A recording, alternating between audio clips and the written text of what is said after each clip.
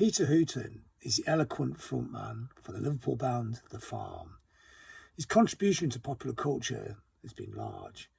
He created the End fanzine, perhaps arguably the first football and music fanzine. Hilarious and scathing, it was a bible of the culture.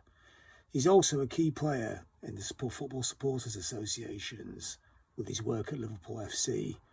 He gives us his lockdown culture breakdown for Underground Shoes. How's lockdown treating you, Peter? It's just the same as my normal life, really, apart from not being able to go to concerts and football. But I've been locked down for 20 odd years.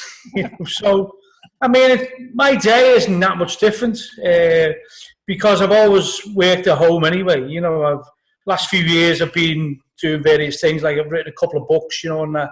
So you get used to staying at home, staring into the internet and staring into the abyss. But what it has done, it's made me realise the small things in life, like just going out. And I go out a couple of times a day, once a day, if the government are watching. Once a day I go with the dog, and I go on long walks. And we're quite near the beach, so Crosby Beach. And it's absolutely beautiful down there. So you'd usually go there maybe once a month in normal times, but now I'm there nearly every day, It's close proximity.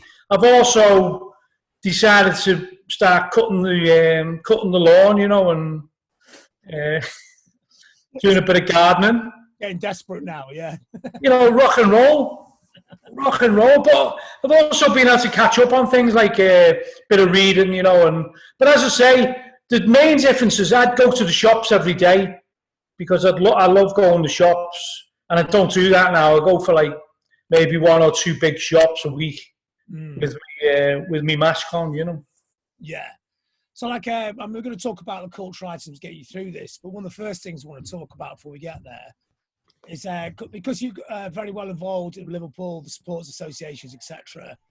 I mean, this will be mainly a cultural thing, but what about what's going on with football at the moment? I mean, I see, like everything, it's completely paralysed, isn't it? I mean, what's the people in your circles take on the situation, and maybe Liverpool's Premiership? Yeah, well, I haven't really, honestly, to tell you the truth, I mean, even though we were only a couple of weeks from winning the league, I haven't really thought about it much, because when I was saying at the beginning of March, we won't finish this league, and we didn't think, I didn't think it would, because I'd done a bit of research. I'd looked into what was happening in Wuhan, and I was following John Ashton, the public health expert, who's been absolutely brilliant. But as soon as he got him on the telly on Question Time and Newsnight, they got him off as soon as, because they were uncomfortable truths, really. And there's also the editor of The Lancet, Richard Hooton, who's very good as well. So I was telling people, I said, we won't finish this league, and everyone's going, oh, shut up, what are you on about? You're a pessimist and all that. But I knew what was coming, you see, because as soon as Wuhan did a proper lockdown, and there was some brilliant things. I posted a few of them, but Channel 4 News, which is the best news on the television by a long way, they did lockdown from Wuhan, about a 10-minute, 15-minute, like a documentary with a student who'd come back from England, I think, who was with a grandmother and a mother in the lockdown, and it was completely different to our lockdown. Our lockdown is a very British lockdown, isn't it? It's like, please don't go out, but we're not going to enforce it, Hence the 5 million parties in Manchester over the last few weeks, They're not stopped. I mean, it's funny how you mentioned Dad's Army before, because you realise if you ever want to know anything about what this country's really like, watch an episode of Dad's Army. Dad's Army, it is, yeah. Well, my dad's... Out the street, yeah. My dad's like, my dad's in self-isolation, and he thinks it's the war. And when I said to him, well, it's terrible, isn't it? Everyone's got to stay in. He said, well, it was like that in the war, and it becomes like, and he said, well, at least you're not getting bombed. He's completely he's zoned in. He's not going out. I'm taking him shopping now and again, but he came to the door the other day to pick up his shopping from the doorstep, dressed like an Italian ultra. He had a scarf around his face. My dad's in his 90s, so he's obviously susceptible. Yeah. But he's dead philosophical about it. And I think, when he sees stuff on the telly, he's very cynical about it all, but it's funny in a way, because that generation, he was a kid when they were getting bombed and he got evacuated, I think, so I mean, it's a totally, if they've lived through that, this is nothing, is it really? You can still go to shops.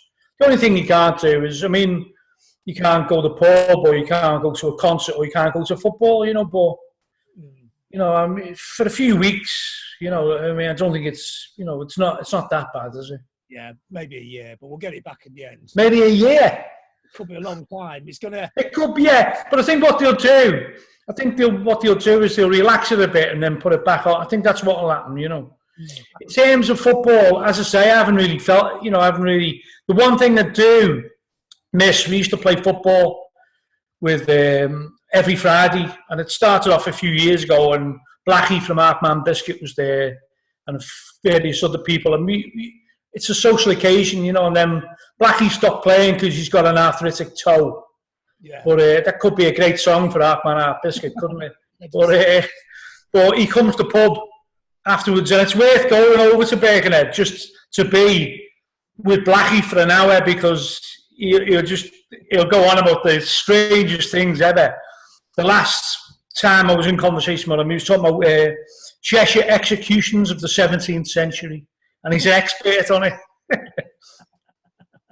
That doesn't surprise me. Yeah. No. So, in a way, do you wish Liverpool were just 1 point clear at the top? I don't, honestly, people might say, I don't think football is. I think Jurgen Klopp was perfect, his statement about it. Football's insignificant. It's the most significant thing of the insignificant things, And it's really about where it hits home. When there was a brilliant piece on Channel 4, Hillsborough anniversary, and there was a lad who's photographed. I don't know if you saw it, and he was photographed from Hillsborough, where he's at the Leppins Lane, and he's got his head in his hands and that. And he passed away a few days ago. He was 65. He probably thought, well, it won't affect me. I'm, pretty fit. That's what his family was saying, that he didn't think it would affect him. And in my local station, Crosby Station, the station masters passed away as well. And it's when you hear about things like that, because I knew him I used to see him every day, because the one thing I loved doing was going into town and having meetings and you realise now, there were meetings for meeting's sake half the time, because nothing much has changed. You still do it on Zoom, Yeah, it takes less time. But the actual travel there is the best bit most of the time, isn't it? Yeah. I mean, I love getting on trains, and but the thing is, you can get on your bike now, can't you? And it's coming into the spring, summer. So, I think we're lucky that it's not October, November. I think that's when depression would have really set in, I was thinking that the weather's actually even though you can't really go out in it that much, it's making it feel better. No. I hope the governments are tracking your movements. Like they've got nothing better to do. You seem to be jogging all the time. I've got a secret route. Yeah. All right. Yeah. Don't go in the parks. That's my tip. Just run down the dual carriageways. You get them all to yourself. Yeah. So, culture that's getting you through this. So first music. So, have you found you're going back to the music you listened to when you were younger to go to a more space, or? I think so. Yeah, I think so. And it's one of those things. It's a toss up for me, because I mean the first real albums that I loved were XTC, The Clash, the first album, All Mod Cons by The Jam, the first Specials album, and that. But really, if I really go back to it, and because of the weather as well, it's got to be the Stone Roses debut album, and I think not only because they were heavily involved in the Justice Tonight tour, but when in this type of weather, if you're just lazing around in the garden and all that, it's the perfect album, and I think I've just listened to it again before. It's perfection. And I remember buying it when it was 89, it came out, wasn't it? I remember buying it, and I had a car with a cassette player, and remember them.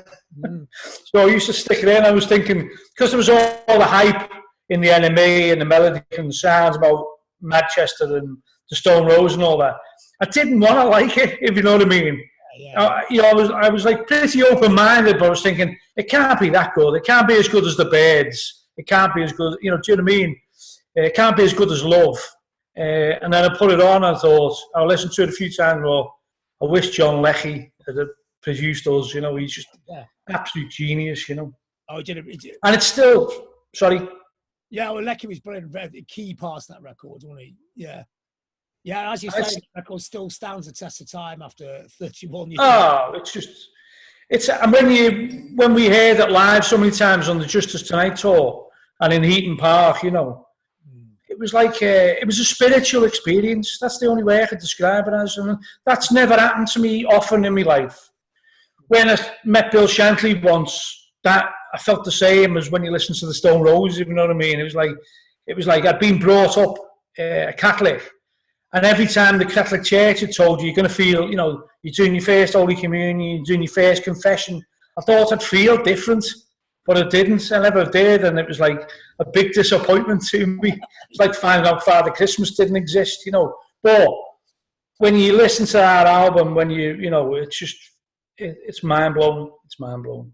It's interesting you mentioned the Justice Tonight tour there, because yesterday was the Hillsborough day. Yeah. It'd be good to get some thoughts on what that day was like. What was it like having that day in the middle of all of this, and also some recollections of that tour and playing with the Roses?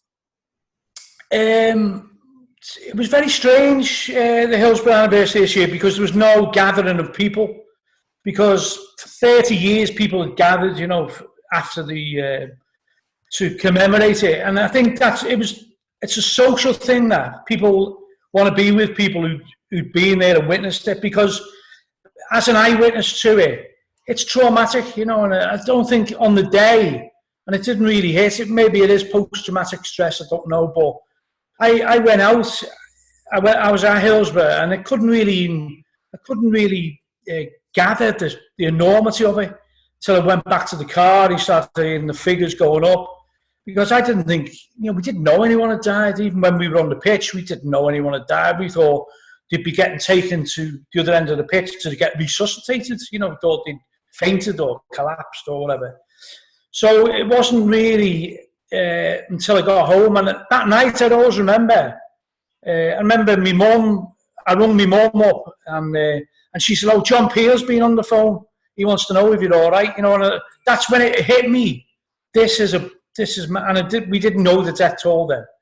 But I went out in the night time into Liverpool city centre. It was all a bit of a blur. It wasn't until the next day, really, when you wake up and you turn the news on. And I think when I turned the news on, John Ashton was on the news. He was portraying exactly what we felt as supporters, the helplessness, the fact that Liverpool fans had initiated and conducted the rescue operation. And that's what Justice Taylor said. He said Liverpool fans on the day were magnificent. So for 2 or 3 days, there was this narrative. The fans were heroes. Then you get the Sun headline. Obviously, the dark forces in the South Yorkshire police had conspired and thought, we're going to get the blame for this. And, the fans are going to... So they changed the narrative by using the mechanisms they knew through the mass media, But every year I've been to the memorials, and it was strange this year. There was one, we went to one in Waterloo, which is just near Crosby, and there's a memorial stone there, and it's for the people who died in Sefton. Sefton's a borough of Merseyside, and it's for the residents of Sefton who died, so there's probably about 20, 30 names on it. And we just gathered there. So I was there with Mick Potter, my old mate, who used to do the end with us, and Tony McClelland, who used to do the end with us. Social distancing. There's about 15 of us there, but we just stood in silence really, and then had a little chat afterwards and went away. So it was very strange, very strange. The tour itself, was that an attempt to come to terms?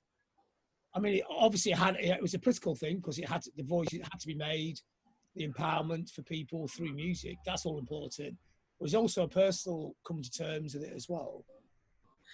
Yeah, I think there being certain things. I mean, the Justice Tonight tour was really spontaneous. It was originally done by the Sun, gig in Liverpool, which we got people to do, and then Davo, who's my mate, who's also in a big audio, but he's also the roadie for the Stone Roses, guitar roadie for the Stone Roses, Max Street Peaches, all different groups. You know, he's well known. Never likes to put himself forward as but it wasn't me who organised it as such. In many ways, it was Davo. I had the original idea for Don't Buy the Sun concert because it was just after the News of the World collapsed. So I thought at the time, the Sun was looking susceptible as well. So we had a bit of a rally, and it was almost like an 80s rally where you had political speakers on, you had music, and you had various people, and it was the atmosphere in the Olympia that night. If you could have bottled it up, it was absolutely fantastic, you know. So the next day, it was Mick Jones was in a cafe with us and went, "We've got to do this again." That's me, Mick Jones' impression of anyone. And we said, "What do you mean?" He went, "We've got to take this on the road," you know. And he thought, "Oh, you know, that seems a good idea," but didn't know how he would do it. But when Mick Jones, Mick was like the Pied Piper. So he got in touch with SJM, Simon Moran, and said, "Will you promote it?" And they said, "Yeah, no problem." And then a few dates were put up. But in every town, when we started off in Cardiff, James Dean Bradfield from the Manics got up and sang with us. Then we went to Manchester, second night, and it was all hush-hush, but it was John Squire and Ian Brown got up. And you know, John, because you were the compere, don't you? And you also, one of the highlights of the show was you doing Janie Jones and jumping into the audience. I mean, I'm not sure what the Membranes crowds are like. But sometimes if you're playing with the Membranes, if you jump into the audience, you're going to break your neck, aren't you?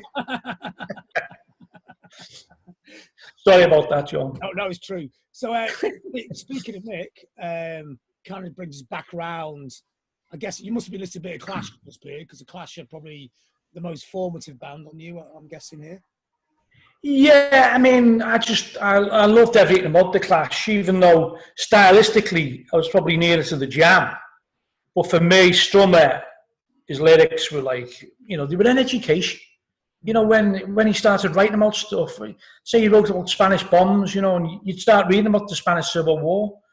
He'd write about Something About England, which was a brilliant anti-war track. It's on Sandinista. And that really inspired me to write All Together Now, you know, No Man's Land originally, you know. So when you used to, Strummer's lyrics were like essays. They were like essays on real life, but also about historical stuff, you know. So when Sandinista come out, I started reading all about, you know, the Sandinistas and what it meant, and I think there was people like Grant Fleming, the photographer from. I just made up a new word there for photographist. The photography. He was actually in the ICF, wasn't he? He was a West Ham fan, bit of a hooligan, but the Clash changed his life, I think. And he went over to Nicaragua and started taking photographs, and then he ended up going all around the world, different locations. And he's a great lad, Grant, you know, and I think it did change people's lives, you know, it did. I went to Paris in '81 because I'd been to Paris for the European Cup final with Liverpool, but everyone I was with, they weren't really interested in going to various places. You know, I wanted to go and see Versailles because I've always been interested in history, but everyone I was with were just saying, "No, we want to go to sports shops and see," you know. So what I decided to do, that was the May. What I decided to do was I'm going to go back in September. So I went back and stayed in the same hotel with a few mates in there. And I hadn't gone specifically to see the Clash, but I'd seen in the NME the week before, the Clash are playing 7 nights with The Beat and Wahid. So luckily for me, I thought, I went to the Mogador Theatre, it was, and it was round the corner from our hotel. It was just all fate. And then I tried to get in during the sound check times, thinking I'll see if I can blag a pass for tonight or something. And this fella stopped me. He said, "All right, are you with Wiley?" I went, "No." He said, "Oh," I said, "Who are you?" He said, I'm the tour manager for the Clash. Are you from Liverpool?" I went, "Yeah." He said, "So am I. Who do you support?" I said, "Liverpool." He went, "Do you want a pass for tonight?" And that's how it happened. So I went to see. They were on for 7 nights. Yeah. But I went to see them for 4 nights. Then I had the 5th night off because I wanted to look forward to the next 2 nights. Maybe I was thinking about it too much. Yeah, you regret it now.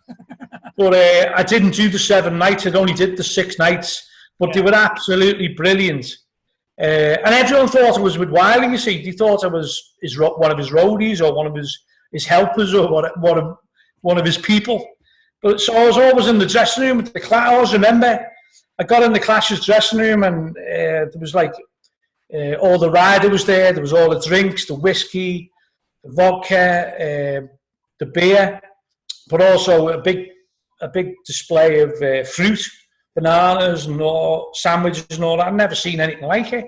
So I got a banana. I started eating a banana, and the Clash came in. Joe Strummer and Mick Jones, and I went, "Oh, sorry about this, lads." I was eating one of the bananas and that. And I went, "Dude, help yourself. We're the Clash.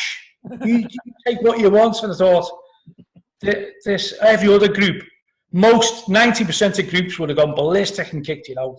I thought that was always in my mind when we were always touring. They were always trying to bunk people in through the windows, the Clash. Yeah. And that was our idea, that we were always trying to do that. And if people had the ingenuity to get into the dressing room, we'd never go, "Who are these?" Kick them out and let. So it was interesting times, What do you reckon Joe would have made of these times, politically and virusly? Joe would have been a big campaigner, wouldn't he? Let's face it. I think he would have been a massive campaigner. And I think he would have been very, very outspoken. I think very vociferous. He was still, up until when he passed away. I think one of his last gigs was for the Fire Brigade Union, wasn't it? So I think he would have come into his own, I think, in these times, because I think he would have been very outspoken. I think he would have been, a lot of groups in years gone by. So you shouldn't be political. You're going to destroy your career. Marky Smith told me that. He said we did something for the NME in '91. I think it was Paul Hooton, me and Marky Smith and a couple of other people. And Marky Smith, he called to him, "They're going to get you, Pete. They're going to get you." I said, "What are you on about?" He said, "You're too political. You're trying to, they won't like it. They won't like it." And I think in many respects, we were always trying to, say for the NME, we took Andrew Collins to Robert Russell's grave, who wrote the Ragged Child Philanthropist. And that was one of the NME. So at the time, the NME were just fascinated with how many ecstasies groups had taken or how many drugs they'd take. So we were trying to steer them away from that. And Andrew Collins now, he says that's one of the best interviews you've ever had. But at the time in the NME, it wasn't proclaimed as one of the best interviews. It was buried a little bit because it didn't fit in with the editorial, So speaking of books, you've been much reading. Yeah, I've done a lot of reading recently. I've got a few that I read earlier. Like, this is a very good book, and I did a tour with the author Simon Hughes. This is about Liverpool versus Thatcher, really. Mm-hmm. Liverpool versus Margaret Thatcher, and we did a few talks around the country. Mainly Liverpool, but we also went to Dublin, believe it or not. And in Dublin, we had about 70 or 80 people there. I interviewed Simon about Liverpool in the 80s, even though Simon was only born in the 80s. But he's done some brilliant research for the book. And it was really about the changing scene in Liverpool in the 80s, because before the 80s, drugs didn't really exist, did they? People were smoking pot in the 70s maybe, but early 80s, but heroin didn't exist. And so it was a very important research that Simon's done about the heroin explosion in Liverpool, and how it was allowed to happen.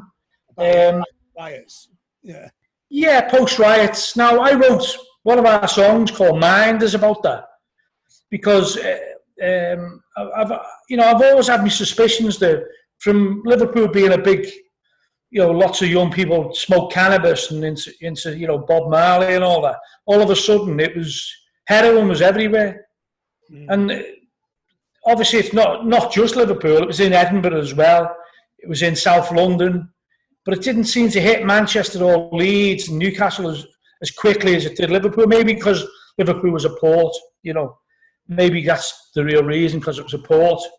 But it spread like wildfire through Liverpool, and I was youth worker at the time, and also remember people shooting it in the pubs, and I was going, "That's heroin, and they go, "Oh no, it's not, it's smack." Oh no, smack is heroin. Saatchi and Saatchi couldn't have done a better campaign than Liverpool drug dealers, because everyone was convinced you could control it. Everyone was convinced that it was smack. It wasn't really heroin, because everyone had seen the film like Christian F. And heroin was all about Amsterdam and people injecting it. And Liverpool never became a city that was, and loads of scallies got into it, and it was like, I always think after the riots, it was a way of social control.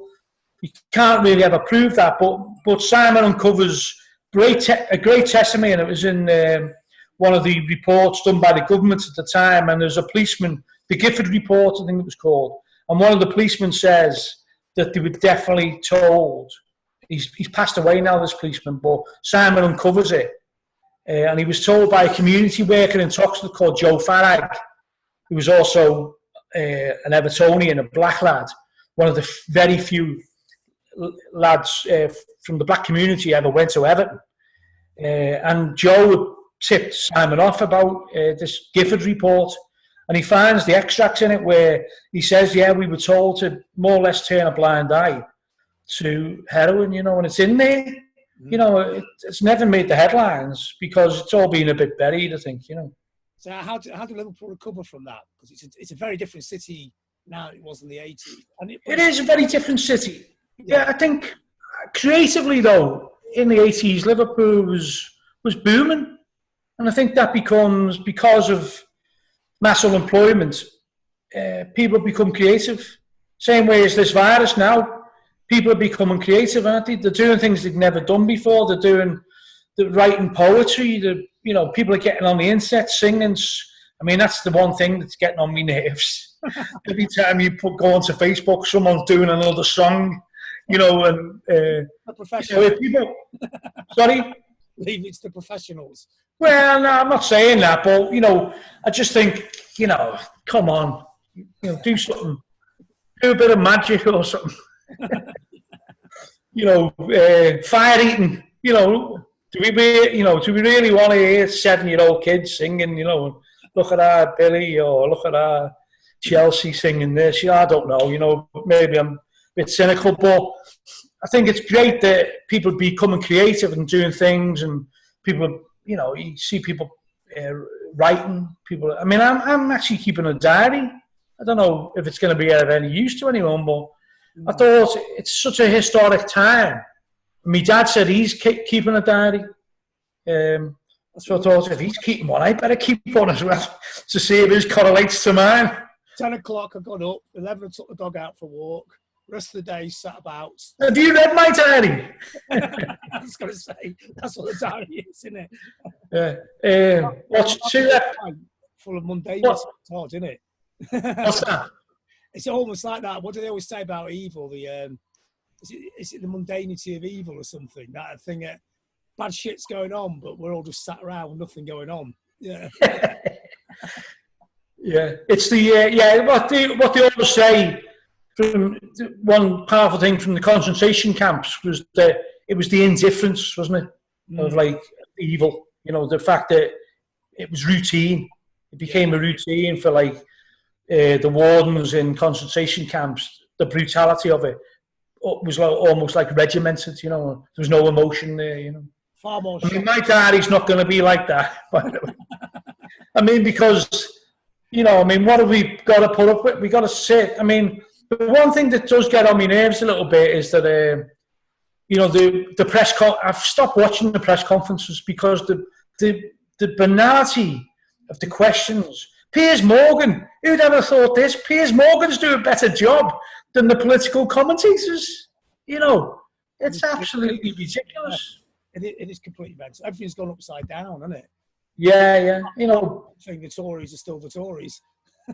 yeah, you know, I think a lot of people say, "Oh, you can't be political now." But the reason that, you know, the NHS is in the state it is, and social care, which is the real big killer, social care at the moment, and you know, there's a nursing home near to us where 8 people died in the last few days. You know, and there's another one in Liverpool where 13 died. That's going to be the big killer, and that's the undetected killer, really, because those figures aren't really getting highlighted, are they? They've almost been left to their own devices, haven't they? Yeah. Which I think is one of the biggest tragedies, because, you know, because Old Age Pensions Home, it's mainly privately owned, aren't they? I think the governments have, you know, they're very late coming to it, you know. And I think Alex Thompson, he's a brilliant journalist from Channel 4 News. He asked a great question yesterday. Of course, Hancock didn't answer it because he's never answered one, has he? No. You know, it's just like a party political broadcast, you know. I like watching the New York governor, Cuomo, you know. He's brilliant, you know. I mean, Trump's a brilliant in a different way because they're so funny, you know, because they're so contradictory. And then they say, "Yeah, you know, I was onto this," you know. And then someone said, "Wait there, you called it this," and they'll give the date and the time he said it, and then you're faking it. You know, it's unbelievable. If it wasn't important, then it'd be hilarious.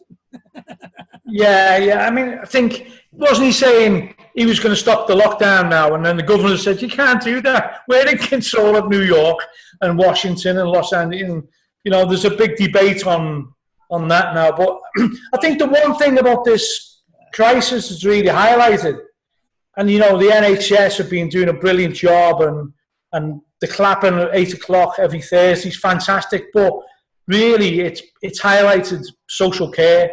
And what Andy Burnham, Metro Mayor for Manchester, has been going on about for years, the social care is the big gap, because that's just been left over the years. And it really, the NHS has been, because it's been privatised so much and gone to various factions, it's, you know, there's no real, you know, if they're saying all this equipment's going out, centralised, they might have millions, but it's not getting to certain places. And I think that's the decentralisation. You know, I think it would be a lot better, if, as John Ashton say, if like Merseyside and Manchester and places like that had their own stocks and were able to deal with them themselves, to deal with the local need. I think that's being highlighted. Also, I'm not too keen on this is probably not a popular opinion, but I don't like charities for the NHS, you know, because, as you know, John, we tried to do, after the Justice Tonight tour, we tried to do an NHS, support the NHS tour with the Justice Tonight band, and asked various other bands to get involved, but it wasn't really a cause celeb then, you know, but that wasn't a fundraiser for the NHS. That was to an awareness raising thing for the NHS. The NHS should not be a charity. And the very fact that people are raising money for it, it doesn't sit right with me, because Matt Hancock has already said, you know, money's no object for the NHS. So the fact that people are raising money for the NHS, it's a good knee-jerk reaction, and I can see why people are doing it. But in the long term, it's not a good political solution. It's not a political solution. But, you know, what governments should be saying is, look, in our manifesto, we will put 2 pence on income tax, but we'll ring fence it to go to the NHS. And I think that'll be a vote winner. But a lot of parties won't do that because they think increased taxes is about loser, you know. But come on, I think most people now would realise that something like ring fencing that for NHS and social care would be a vote winner. Well, that sort of kind of brings me to another question, really. Are you an optimistic person about the post-virus world? Do you think people now will embrace the NHS, social care, or do you think we'll just carry on with the race Trump race to the bottom, or a mixture of the two?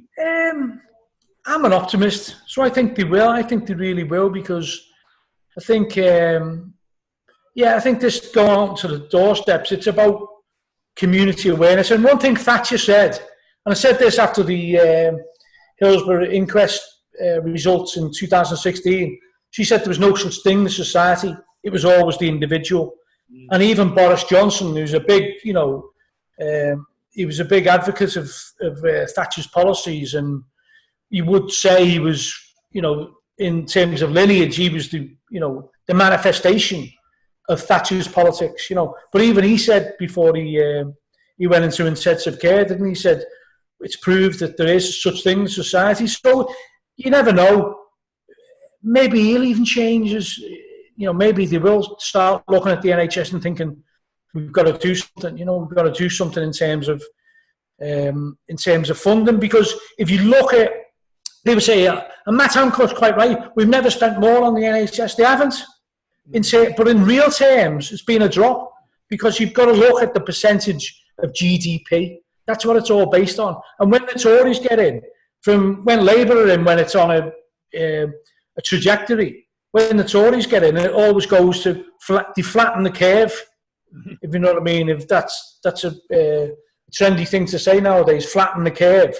Well, that's exactly what happens when the Tories come in real terms, because privatisation, I mean, even though it's only 10%, but 10% is still a massive, massive amount of money, So you talk about Channel 4 News before. You watching quite a lot of TV? You doing box set binges like some people, or you were new? Yeah, When They See Us, I've watched that recently, about the Central Park 5. Have you seen that?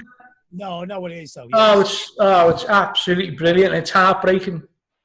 Someone stitched up and talking about Trump. He was one of the people who was advocating bringing back the death penalty for them, and they were just 5 innocent lads in Central Park on the wrong place, the wrong time. It's all come out now what had happened, but that's a brilliant. If anyone wants to see something, I'd highly recommend that.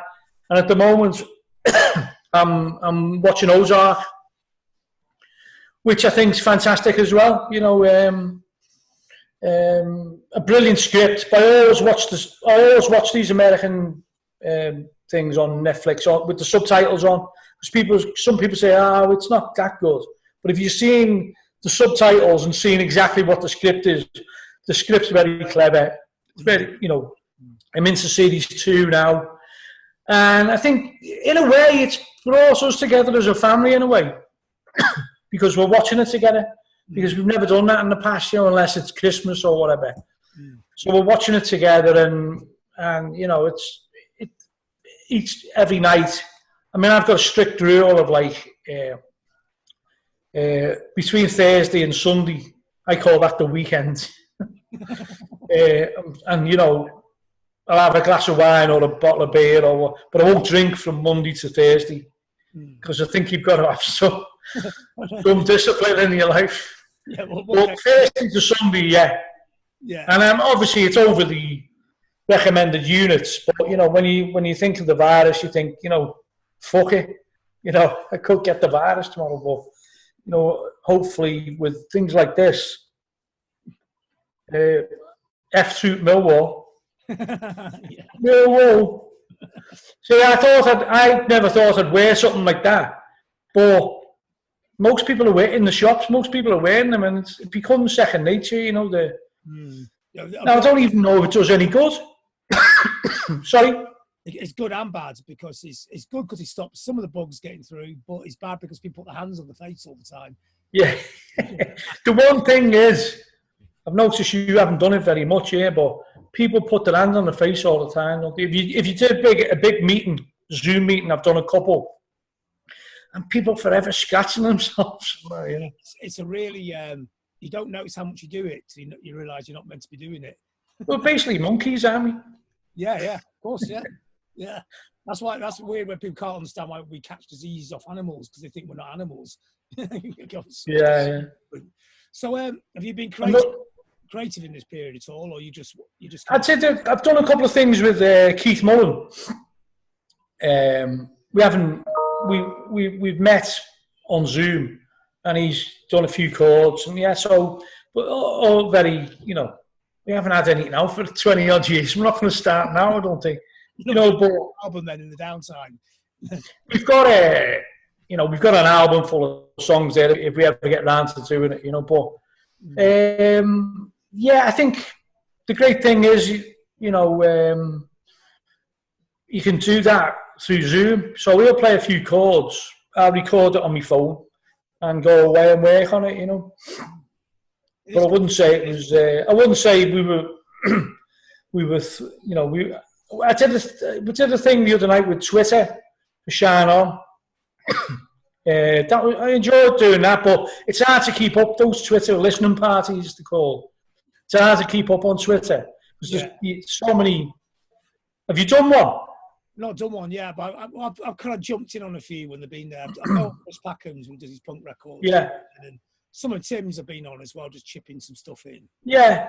I mean, he did one with New Order the other night, didn't he?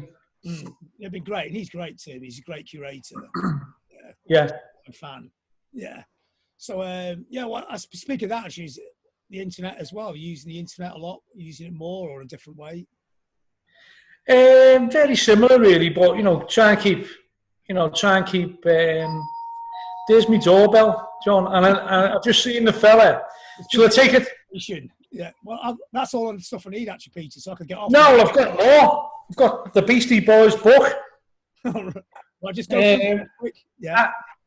This is a brilliant book, Adam Hochschild, about the First World War. Absolutely brilliant, and really things haven't changed that much because the people who were sending people over the top in the First World War were mainly Etonians.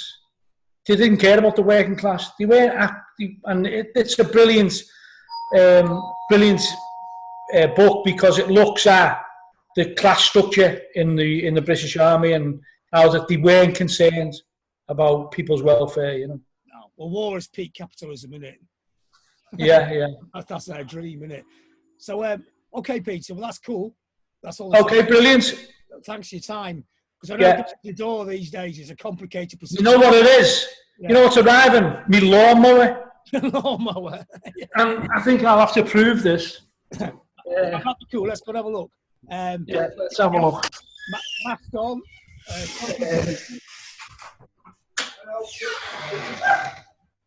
Yeah. All right. What is it? Lawnmower?